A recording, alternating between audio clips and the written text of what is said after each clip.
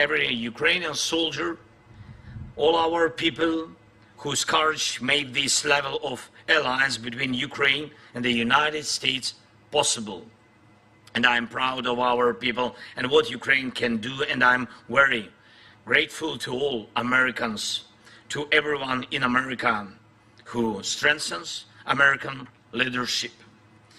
So, under the points of the agreement, first, the agreement contains a very detailed, legally binding part, and this means the credibility of America's support for our Ukrainian independence.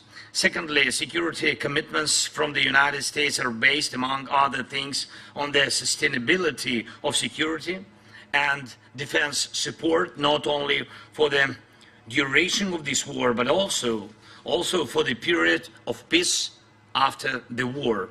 And we will definitely ensure peace. Third, it clearly states that America supports Ukraine's efforts to win this war.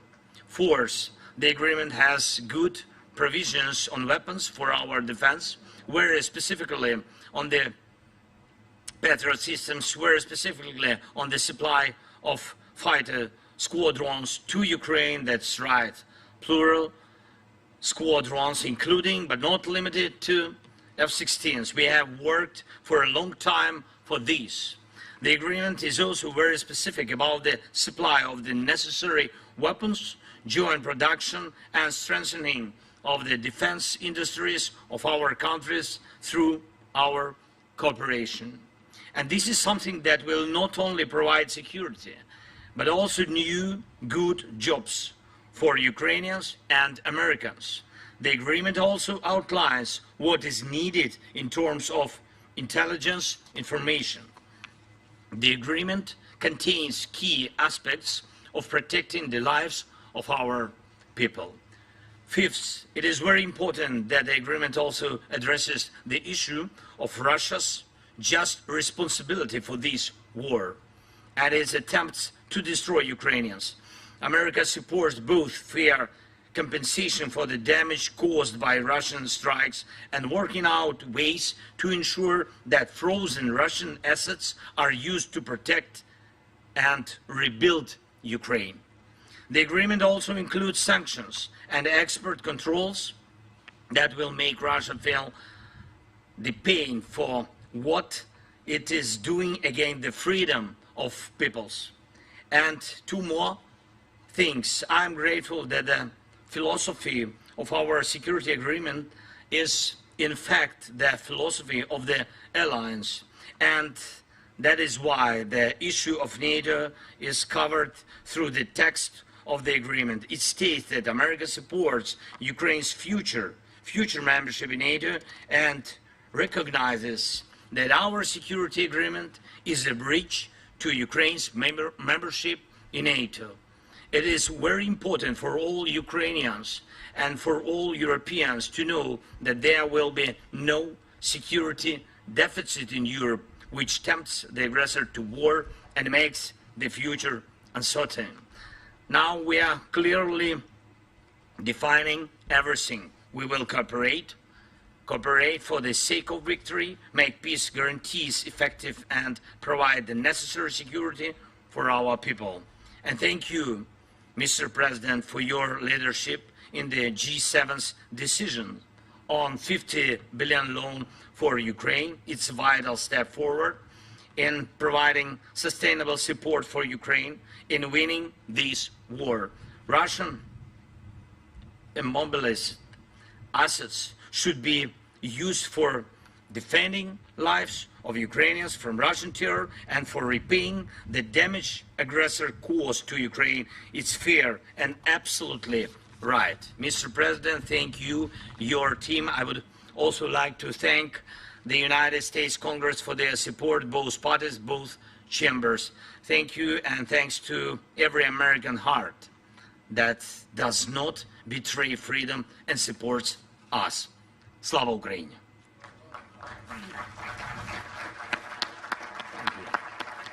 Now what we'll do is we're going to take two questions from American reporters and a question each from two American reporters, and question each from two Ukrainian reporters. The first person I'm to call on is Colleen Long of the Associated Press.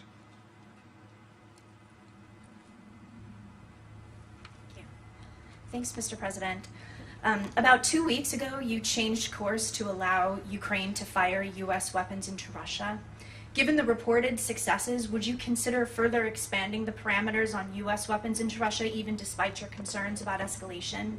And on the news from home, you're going through something that so many American families go through, the intersection of addiction and the criminal justice system, but you're not like most families. Was your son able to get a fair trial? Do you believe the Justice Department operated independently of politics? And for President... Let me answer your question and you ask his question, okay? With regard to the first question, it is clear that the near abroad, meaning just across the line of the border with Russia and Ukraine, that it makes a lot of sense for Ukraine to be able to take out or combat what is coming across that border. In terms of long-range weapons, longer-range weapons into the interior of Russia, we have not changed our position on that sort. With regard to the question regarding the family, I'm extremely proud of my son Hunter. He has overcome an addiction. He's one of the brightest, most decent men I know, and I am satisfied that I'm not going to do anything. I said I abide by the jury decision, and I will do that, and I will not pardon him. President Zelenskyy, a number of leaders here in Italy, including President Biden, are facing upcoming election challenges. How will the security agreement signed tonight and the other promises of support continue if they are not in office? And what's your contingency plan if they don't?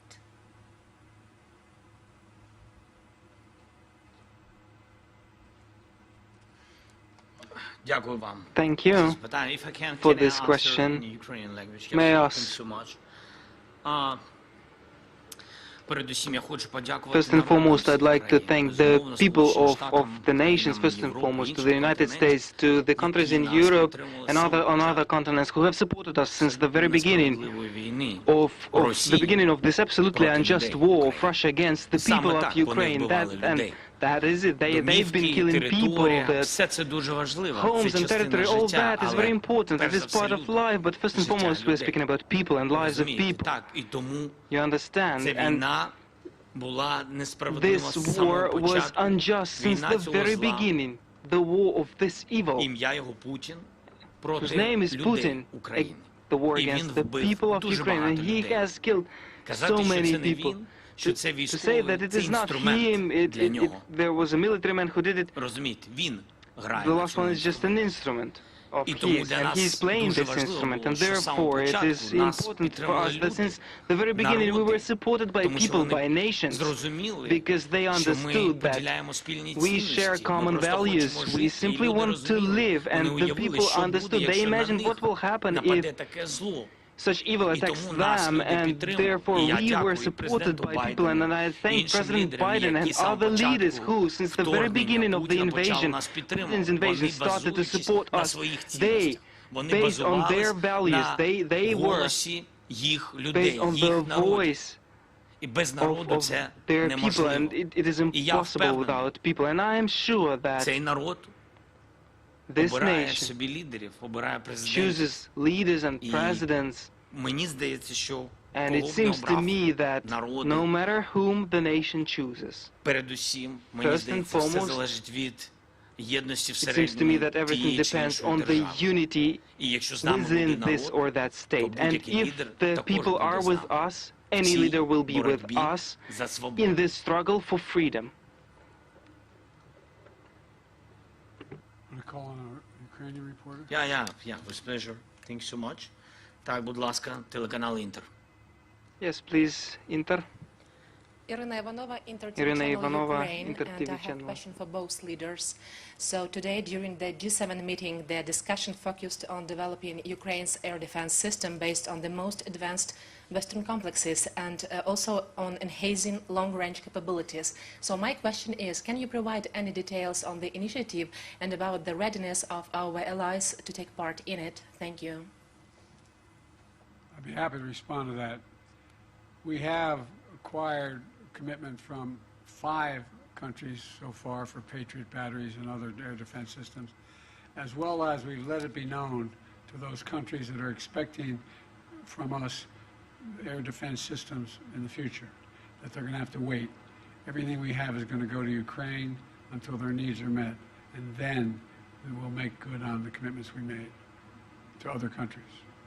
I think President Biden already answered your question. Really, he knows, and all other partners, they know that urgently we need 7 Patriot systems.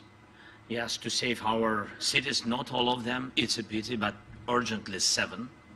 And we discussed the possibility of having 5 of them. It's true, but the partners work on it.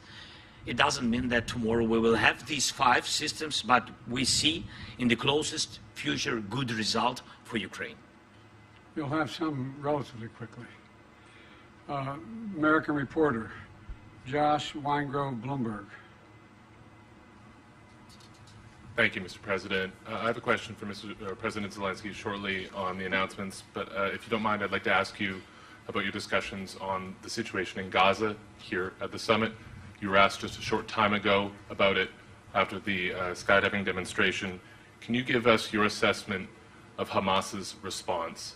And do you believe that they are trying to work towards a deal, or is this response working against a deal? And what is your message to allies, including those here at the G7, about what more, if anything, the U.S. can do to drive towards a peace agreement? Thank you. I wish you guys would play by the rules a little bit. I'm here to talk about a critical situation in Ukraine. You asked me another subject. I'll be happy to answer it in detail later. But the bottom line is that we've made an agreement. I've laid out an approach that has been endorsed by the UN Security Council, by the G7, by the Israelis, and the biggest hang-up so far is Hamas refusing to sign on, even though they have submitted something similar. Whether it comes to fruition remains to be seen. We're going to continue to push. I don't have a final answer for you. And to President Biden's point, a question about today's discussions. President Zelenskyy, the $50 billion today, you've had the supplemental, of course, from the U.S. Congress recently. Can you give us an assessment of the situation on the battlefield right now, and what has been given now? How long will this get you in terms of either stopping the Russian advance or making headway on this? And how long will it last you if indeed future leaders or current leaders are unable to reach consensus on further aid packages? And President Biden, I'd welcome your assessment of the situation currently on the battlefield and what difference the supplemental has made as well, sir. Thank you.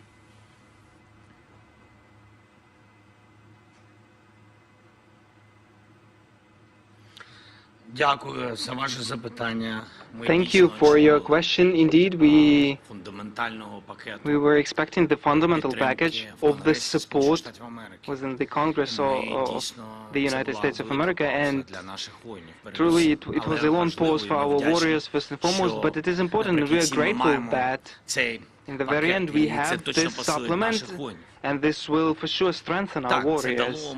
Yes,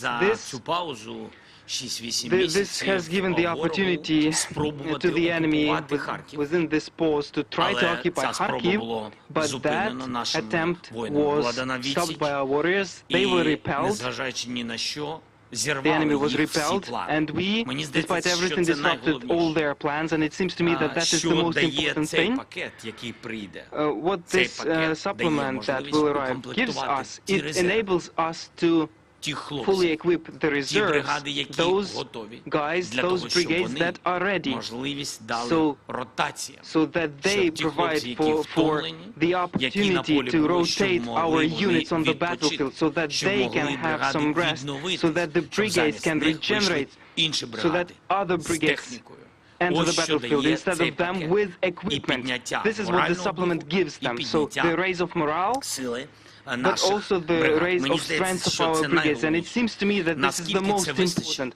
For how long this will be enough? Look, we without package have been holding the lines for 8 months, and the Russians had no successes. And therefore, the question for how long it will be enough? No, I think the question has to be for how long the unity will last. The unity in the United States together with the European leaders.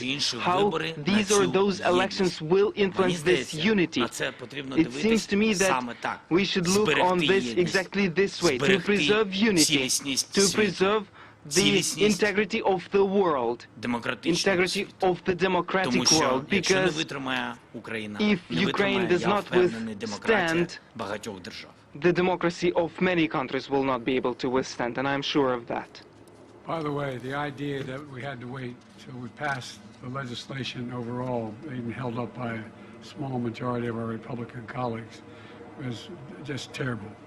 And there's a lot more money coming beyond what's already come in the other tranches that are available now that we've passed the legislation. So they'll have what they need and get it there as quickly as we possibly can. Thank you so much, Mr. President. Telegraph, будь ласка. Telegraph, please. Good evening. My name is Yaroslav Zharin of Telegraph UA. Thank you for this opportunity. I have a long way from Kyiv and have enough time to prepare such long question. Firstly, to Joe Biden. Mr. President, the additional Ukraine Supplemental Appropriations Act that you signed mandated the submission of strategy war for the war in Ukraine within 45 days after its enactment. This deadline passed on June 8th, and now yet the international community has not seen this strategy. Has it been developed? And if the strategy is classified, what step does your administration plan to take to hasten Ukraine's victory in the war? It's my first question. The second will be to the President. What was the last part of your question? Has it been developed, this strategy, and what steps does your administration plan to take to victory Ukraine in the war? The steps we're going to take to make sure that Ukraine has victory and that Russia does not prevail is continued support, what we just signed. We signed that, and a significant number of nations have signed it. We have convinced the G7, we've got support of the G7, and quite frankly, 48 other countries. We sat with the Prime Minister of Japan, South Korea. We have 50 nations have signed up beyond the NATO and the G7. And so we're going to stay as long as it takes. With regard to the plan, that is a plan in process now. We're discussing with our Ukrainian friends exactly what it would be. We have a lot of movement toward that. We know the outlines of it. We have not done the detail of it all. But we know what Ukraine is capable of doing when given the material to defend themselves, and that's exactly what they're doing now. And my second question is to President Zelenskyy. It will be in Ukraine, and recently you have made a couple of sharp statements regarding China, and there are rumors in press regarding the possible supplies of Russia's weapons to China. Apart from that, China is actively promoting its own peace plan among certain countries. What are the motives of Beijing now, and would it be possible to change the vision of China regarding our war, and which role the US can play in this? And the final question is China a partner of Russia in these crimes that it commits? Yes, I understood that your trip was long.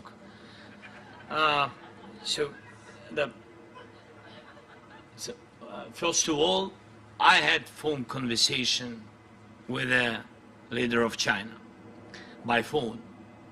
He said that he will not sell any weapon to Russia. That is the first. We'll see. With you, we'll see. But he said to me, if he is a respectable person, he will not, because he gave me the word.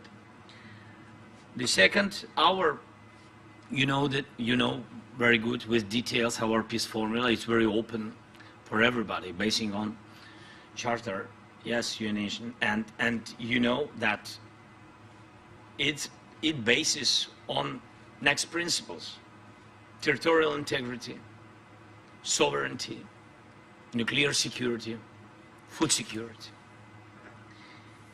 If China has alternative view on it, it can prepare alternative peace formula. If we share common views on it, like with globally with all the world, I think so. So if they share the same way to peace, we will find dialogue. By the way, China is not supplying weapons, but the ability to produce those weapons and the technology available to do it. So it is, in fact, helping Russia. Thank you all so very much. Appreciate This it. concludes our press conference. Thank you, everybody. Your Sunday service full sentence, sir. Mr. President, you led up community to some sentence.